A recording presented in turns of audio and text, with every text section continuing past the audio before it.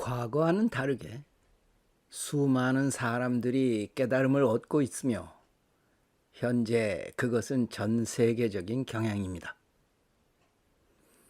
하지만 깨달음을 얻었다는 수많은 사람들이 그것에 대해 실망을 하거나 그 자리를 온전히 지키지 못해서 원래의 무명으로 다시 돌아가는 것 역시 사실입니다. 물론 여러 가지 이유가 있어서 그리 되는 것이겠지만 안타까운 일이 아닐 수 없습니다.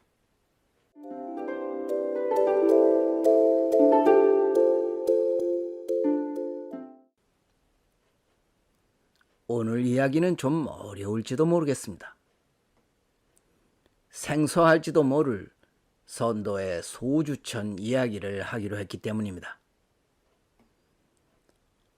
아직 자기가 누군지에 관심조차 없거나 그것을 찾아 나서긴 했지만 아직 소식조차 없는 사람들에겐 별 관심이 없을 주제이긴 하지만 특히 깨달음에 깊이 관심이 있는 사람이라면 그것과 연관해서 꼭 필요한 것이 소주천이라는 것을 알리고 싶습니다.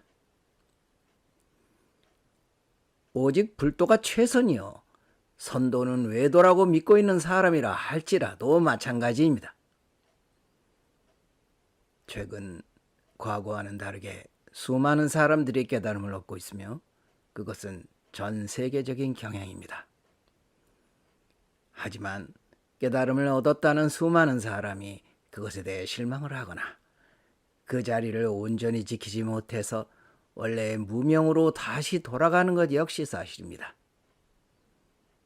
깨달음이 분명하지 못해 그리 되는 것이겠지만 안타까운 일이 아닐 수 없습니다. 결국 깨달음은 무의미하다라는 말까지 하는 사람들이 나오고 있으며 그래서 어떤 승려들은 효과적으로 깨달음을 지키기 위해서는 누구라 할지라도 머리를 깎고 중이 되어야 한다는 그들의 교주 석가모니의 가르침을 따라 말하고 있는 형편입니다.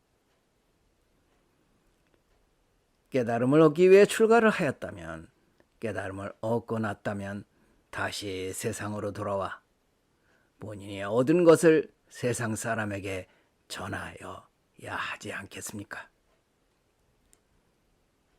사실상 석가모니의 제자들은 아라한을 얻었음에도 세상과 결별한 채 죽기까지 걸식하며 숲속에 은둔하였으며 중국의 선승들 역시 늙도록 속세를 떠나 산속에 살았던 사람이 한둘이 아닙니다. 그들은 그렇게 하는 것이 자기 깨달음을 지키는 최선의 길이라고 믿었었기 때문이겠죠. 그러나 깨달음이라는 것이 불교만의 소유가 아니요 사람이라면 종파를 초월해 누구에게나 깨달을 권리와 자유가 있는 것인 바 그런 주장은 다소 무리가 아닐 수 없습니다. 문제는 한번 깨달았다 할지라도 그것을 지키기가 쉽지 않다는 것인데 그 방편이 어찌 세상과 등을 지는 것만이 최선이라 하겠습니까? 오히려 세상의 풍파를 맞으며 공부를 다져가는 것이 깨달음을 더 단단히 하는데 효과적이라고 나는 생각합니다. 게다가 자기의 생업과 가족을 뒤로하고 새삼스럽게 신앙까지 불교로 개종해 비구가 된다는 것은 누구에게나 쉬운 일은 아닙니다. 오늘 나는 또 다른 길이 있음을 알려드리고자 합니다. 나의 개인적인 견해이지만 소수천은 선가의 것으로 우리 몸의 두 맥, 인맥과 동맥을 관통하는 것이지만 늘 깨어서 자성자리를 지키고 머물기에 그것보다 더 효과적인 것은 없습니다. 물론 여기서 말하는 소주천은 의념으로 하는 주천을 말하는 것이 아니고 축기를 통해 견실해진 에너지를 운행시키는 것입니다. 단전이 열리지 않고 의념으로 한다는 억지 소주천은 마치 상상으로 밥을 지어 먹는 것과 같습니다. 그것으로 일시적인 시장길을 멈출 수는 있지만 근본적으로 배를 부르게 할 수는 없습니다.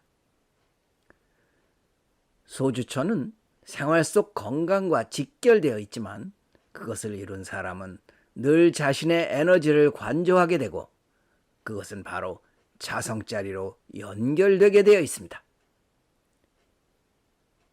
소주천 역시 인연이 없거나 바르게 그것을 이룬 스승의 도움이 없이는 불가능합니다. 하지만 소주천의 중요성을 잘 인지하고 있으며 성명쌍수를 목마르게 찾고 있는 진지한 수행자라면 그리 어려울 일도 아닙니다. 혹시라도 그런 이가 있다면 정성을 내어서 이미 이룬 선도 교사를 찾아 나설지도 모르지 않겠습니까? 지금까지 민정함이었습니다.